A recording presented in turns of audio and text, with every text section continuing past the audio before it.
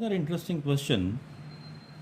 It is found that the photosynthesis starts in certain plants when exposed to sunlight, but it does not start if the plant is exposed only to infrared light. Explain. Plant का question है.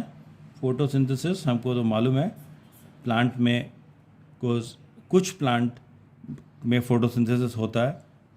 अब ये बोला गया है कि certain plants में हो रहा है फोटोसिंथेसिस सनलाइट में, लेकिन अगर हम इंफ्रारेड वेव्स इस पर इंसिडेंट कराते हैं तो क्या होता है, ये photosynthesis it does not start, photosynthesis नहीं हो रहा. तो यहाँ पर ये चीज़ जानना ज़रूरी है. विजिबल लाइट में, विबग्योर में वायलेट जो होता है उसमें मिनिमम फ्रीक्वेंसी है, मिनिमम वेवलेंथ है और मैक्सिमम वेवलेंथ रेड का. और यहाँ पर लेकिन फ्रीक्वेंसी जिसका हाईएस्ट होता है सबसे ज़्यादा, उसका फ्रीक्वेंसी सबसे कम होता है, और जिसका सबसे कम है ये वेवलेंथ, उसका फ्रीक्वेंसी सबसे ज़्यादा होगा. तो यहाँ पर हम लोग क्या देख रहे हैं, रेड का फ्रीक्वेंसी, हमको फ्रीक्वेंसी से मतलब है सूटेबल फ्रीक्वेंसी सबसे कम होता है, minimum out of the visible light, और वायलेट का सबसे ज़्यादा होता है फ्रीक्वेंसी हम लोग बोल रहे हैं, बात कर रहे हैं. हम लोग वेवलेंथ पर नहीं डिपेंड कर रहे हैं, किस पर कर रहे हैं, फोकस कर रहे हैं फ्रीक्वेंसी. एंड इंफ्रारेड क्या होता है, infrared are those waves which are having frequency less than the red से कम अगर फ्रीक्वेंसी होगा, तो जब रेड से कम होगा यहाँ पर, तो ये स्टार्ट नहीं हुआ, इसका मतलब इसका फ्रीक्वेंसी कम है. सो सूटेबल फ्रीक्वेंसी नहीं मिला, इसीलिए फोटोसिंथेसिस नहीं हो रहा है. That is the reason, because infrared is having the frequency less than the red colour of the light. That's why. ठीक है, इंफ्रारेड में भी नहीं होता है इंफ्रारेड से. तो इंफ्रारेड क्लियर हो गया. Infrared are those waves having the frequency less than the frequency of the red, इससे कम होता है. जब यहाँ पर तो इसमें नहीं हुआ, इसका मतलब ये सूटेबल है, यहाँ पर मिल रहा है इसको इंफ्रारेड में, इसीलिए नहीं हो रहा है, फोटोसिंथेसिस नहीं होता है. The threshold wavelength of a metal is lambda naught. Of light of lambda, and if the light of wavelength lambda slightly less than the lambda naught is incident on an insulated plate made of this metal, it is found that photoelectrons are emitted for some time, and after that emission stops. Explain why. यहाँ पर insulated मतलब क्या है, कोई भी इसका external source नहीं है. मेटल प्लेट, यहाँ पर जैसे भी एक सूटेबल फ्रीक्वेंसी यहाँ पर आया, इंसिडेंट हुआ, इलेक्ट्रॉन का एमिशन होना शुरू हुआ. इलेक्ट्रॉन एमिट कर रहा है, जैसे जैसे इलेक्ट्रॉन एमिट करेगा यहाँ पर पॉजिटिव चार्ज डेवलप हो जाएगा. तो ये इलेक्ट्रॉन, अब हम लोग यहाँ पर एक्सटर्नल सोर्स तो लगाए नहीं है, एक्सटर्नल सोर्स या बैटरी या ऐसा कुछ, तो यहाँ पर पॉजिटिव चार्ज, अब इलेक्ट्रॉन जो निकला फिर वापस आके यहाँ पर अट्रैक्ट हो जाएगा.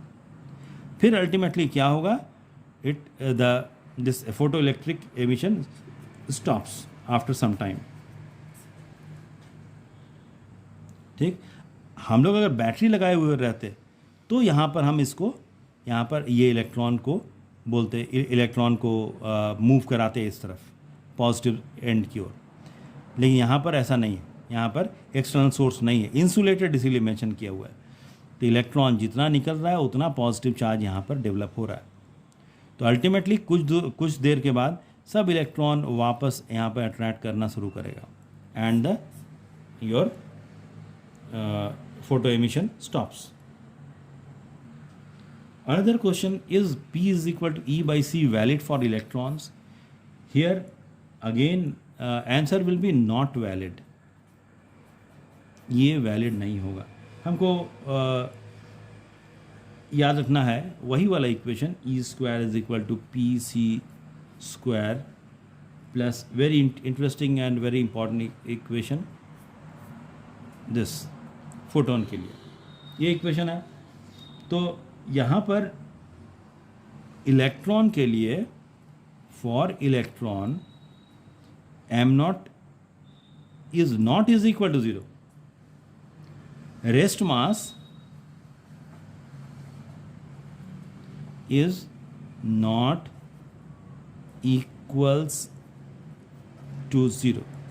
ज़ीरो रेस्ट मास इलेक्ट्रॉन का नहीं होता है, इसीलिए क्या होता है, रेस्ट मास जिसका इलेक्ट्रॉन का ज़ीरो नहीं होता है, तो इसका मतलब है ये यहाँ पर कुछ मास है, तो अल्टीमेटली यहाँ पर क्या हो जाएगा, E is equal to p c square. तो ये फोटोन के लिए हो जाएगा, ये यहाँ पर इसका मतलब रेस्ट मास होता है, रेस्ट मास होता है इलेक्ट्रॉन का, इसीलिए यहाँ पर ये वैलिड नहीं होगा फॉर इलेक्ट्रॉन, ये केवल फोटोन के लिए वैलिड होगा। ये जो इक्वेशन है P is equal to E by c, it is valid for photons, not valid for electrons. Electron के लिए वैलिड नहीं होगा। तो ये तभी वैलिड होगा जब रेस्ट मास ज़ीरो हो, इसके लिए। Consider de Broglie's wavelength for an electron and a proton. Which wavelength is smaller if the two particles have the same speed? First step same speed, दूसरा same momentum है, तीसरा same energy। पहला लेके चलते हैं। Basic formula here is your de Broglie's wavelength, lambda is equal to h by mv, right? de Broglie's wavelength इसी को बोलते हैं, mv is the momentum, linear momentum। तो पहला, अगर स्पीड सेम है, same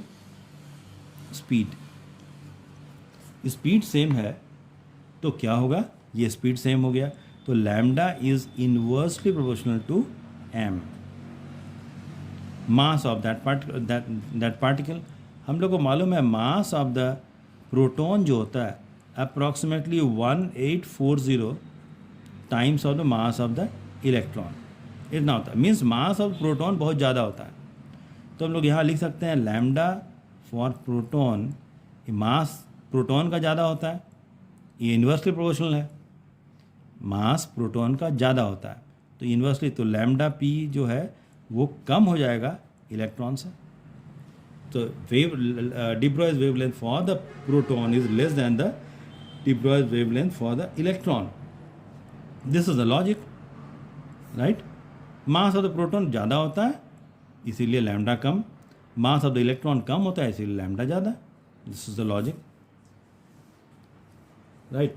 second bit, if the your second bit is your same momentum, momentum same होगा, यही same formula, if the momentum is same lambda is equal to h by P.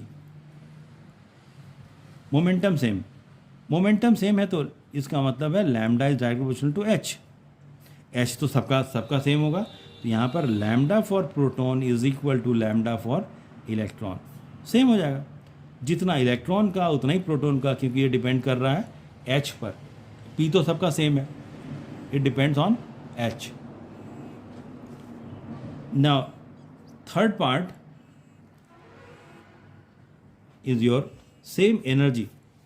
Another interesting question, if an electron has a wavelength, does it have a color?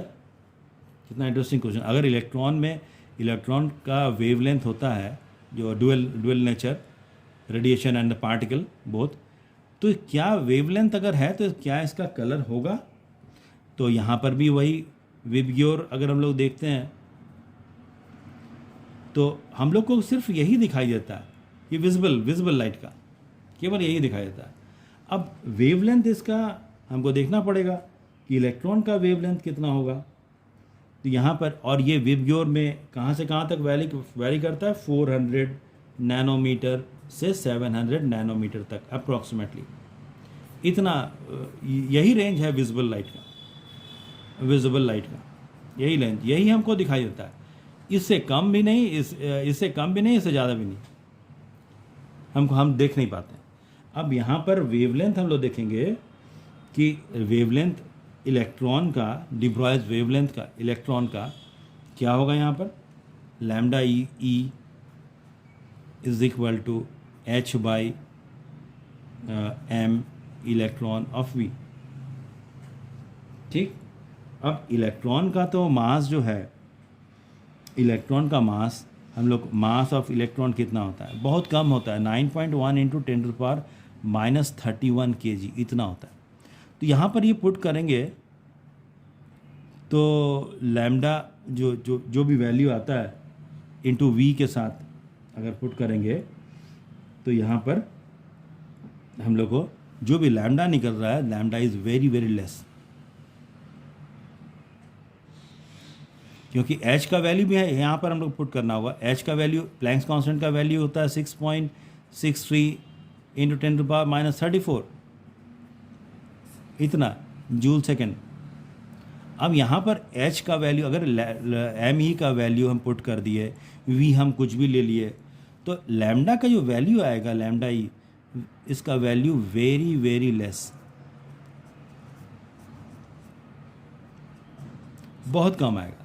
और वो इतना कम होगा कि हमको 400 nanometre से बहुत कम होगा। तो लैम्डा ई जो आएगा that very very very very less than the 400 nanometre. अगर ऐसा कंडीशन है तो हम लोग को कोई कलर नहीं दिखाई देगा, नो कलर विजिबल, कोई कलर हमको नहीं दिखाई देगा, राइट। हमको वही कलर दिखाई देगा जो ये 400 नैनोमीटर टू 700 नैनोमीटर के बीच में है, that is the visible light. क्योंकि इलेक्ट्रॉन के लिए डी ब्रॉयज वेवलेंथ का वैल्यू इतना कम आता है, जो कि 400 नैनोमीटर से भी कम होता है, बहुत कम, सो इसीलिए हम लोग को कोई कलर नहीं दिखाई देगा। ओके,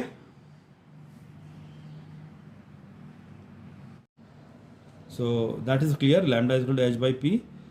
यहाँ पर lambda is directly proportional to h. H जो है प्लैंक्स कांस्टेंट, वो सबके लिए सेम है, तो लैम्डा पी माने प्रोटॉन के लिए वेवलेंथ, इलेक्ट्रॉन के लिए वेवलेंथ, दोनों का सेम होगा। Then comes to the, if the energy is same,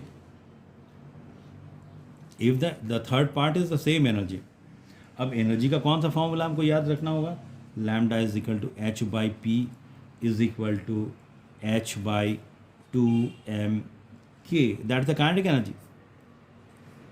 kinetic energy same है, इसका मतलब it is directly proportional, lambda is directly proportional to 1/√m, बाकी तो कांस्टेंट है 1/√m, ये यहाँ पर निकल के आ रहा है। तो मास जिसका ज़्यादा होगा, लैम्डा उसका कम होगा। मास किसका ज़्यादा होता है, प्रोटॉन का ज़्यादा होता है। मास, अभी हम लोग बात किए थे, mass of proton is greater than mass of electron. तो देयरफॉर मास ज़्यादा है तो काइनेटिक एनर्जी कांस्टेंट हो गया, सेम है। मास ज़्यादा अगर है तो लैम्डा कम हो जाएगा, मीन्स वेवलेंथ ऑफ किसका, प्रोटॉन का लेस हो जाएगा lambda of electron, right. That is the logic, same logic जो हम लोग आगे डिस्कस किए थे यहाँ पर, right. This is the logic behind it.